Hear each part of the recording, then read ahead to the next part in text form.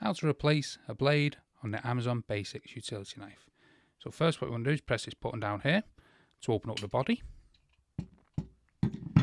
Then you can get the whole mechanism out like this. You do have spare blades here.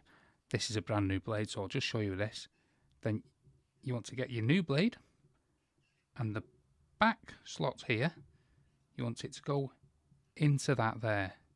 So there's a little, you see that? You want it to go like that. You don't want this to protrude. You may think it goes in the middle one like that, but that won't allow you to open a knife. So you want it to go into the last one there like that. Then we can go back to the utility knife, put it into the little track there, get your top, put it into the nose, press it down, and there you go. You've replaced the blade on the Amazon Basics utility knife. Hopefully you found that video helpful. If you did, smash the like, smash the subscribe, and thanks for watching.